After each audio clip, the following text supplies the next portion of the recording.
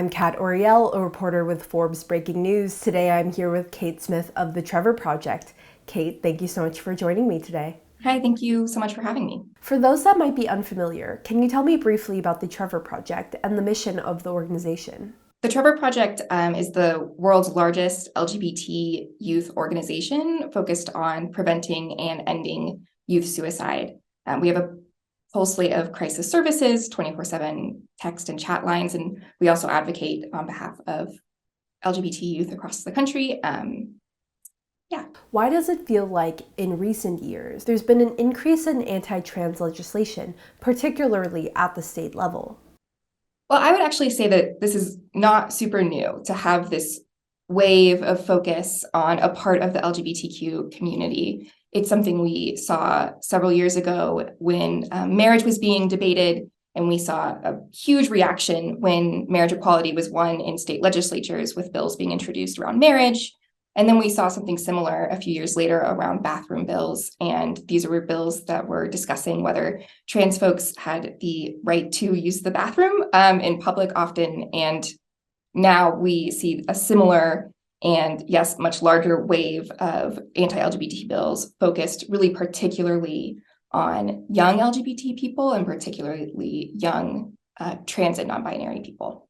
While many people have drawn comparisons between the current attack on trans rights and the debate that surrounded same-sex marriage before its past few years ago, do you think that this quote-unquote current culture war was started by conservative and religious groups in order to remobilize now that same-sex marriage is widely accepted across the United States? I think that there are definitely groups that are looking for gaps of education among the public. And that gap used to be around marriage and what same-sex marriage looks like. And then the gap was around adult trans folks. And now that gap of education that's really being exploited is about who young trans people are and who young non-binary people are. So I think that that is certainly advantageous to the groups that are pushing this rhetoric and pushing these debates and harmful legislation. Absolutely. So how do you think this is going to play out both legislatively and socially in the long run?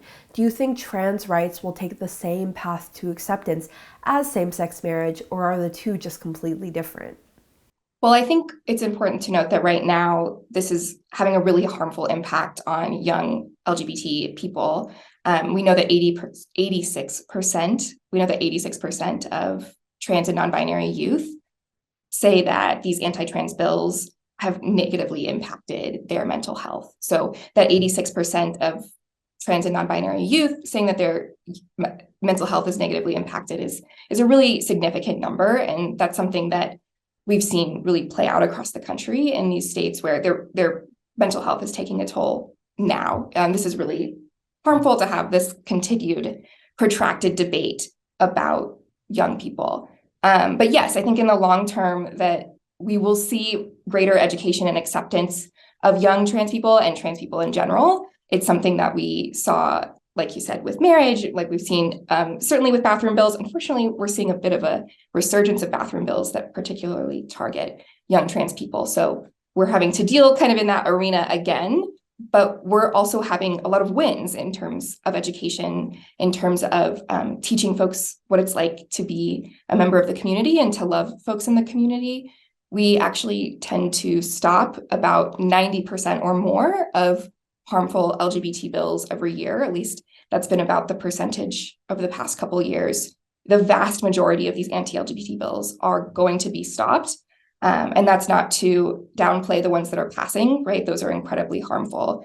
But this is not one single story of loss and struggle. There's also wins and progress, I think, that are happening too, that are important to note. Well, it is interesting because some of the people we have seen stop these bills have been Republican governors themselves who have cited mental health concerns amongst trans youth. Do you think we're going to see even more division amongst conservatives on this issue? I think that there is division between folks who understand and care about trans youth and folks who aren't there yet. And that is really where we see our role at the Trevor Project, is going and bringing folks to our side, and our side being loving and affirming young LGBT people. So that division is strong when you're on the side realizing, oh, this is really harmful to young people. But I think that it's really important that we keep that bridge there so that when folks do learn more and do realize the importance of providing safety and affirmation to young people, that they are able to do so. And yes, we are seeing Republican and conservative legislators, decision makers across the country that are with us on this issue. And I think that that is really important, and hopefully something that continues to progress and trend in that direction. So talk to me a little bit more about that. How have advocates such as the Trevor Project and politicians on the left responded to these attacks? And actually, in light of what's been going on in Montana with the banning of transgender lawmaker Zoe Zephyr from the House floor for speaking out on these issues, do you think that there's going to be some discouragement and people are going to become discouraged from speaking out because of that recent event?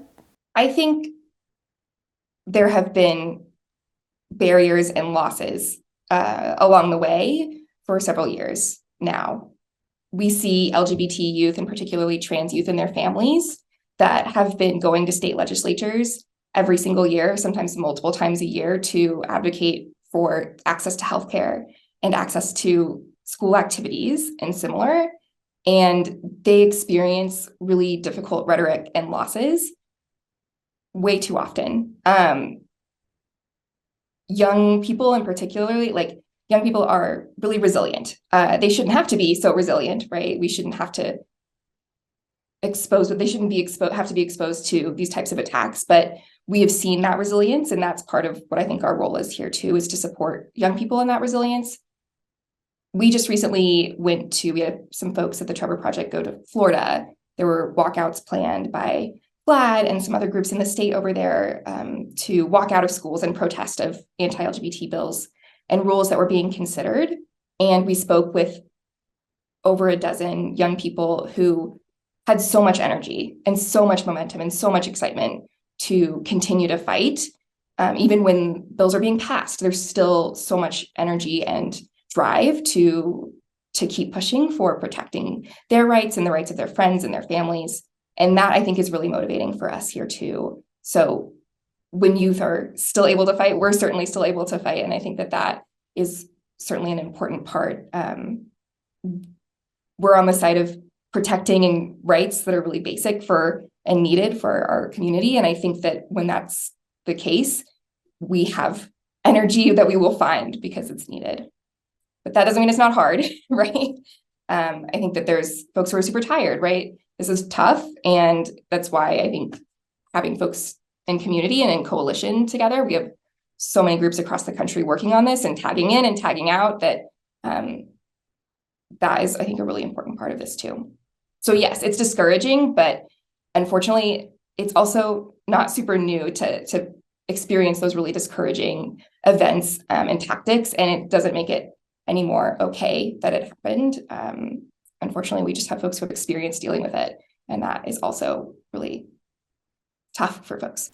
And lastly, what more do you hope will be done on a national level? And do you believe the Biden administration has been doing a good job in standing up for the trans community? Well, I think the good news is we are seeing decision makers and legislators really speaking out and taking what actions they can. And I think it's also important to note that it's not just up to the legislators here. It's also up to voters and constituents and communities doing everything that they can.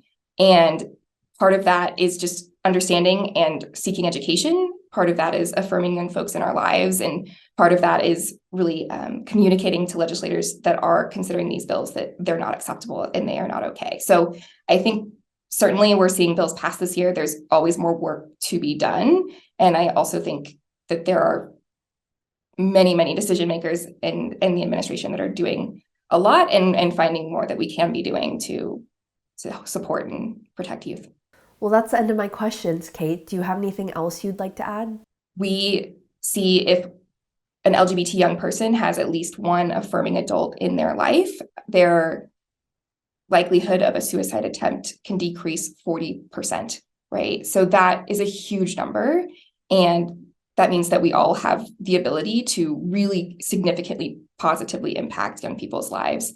And I think that's really more important than ever right now in this moment. Cait Smith, thank you so much for joining me today. Thank you so much for having me.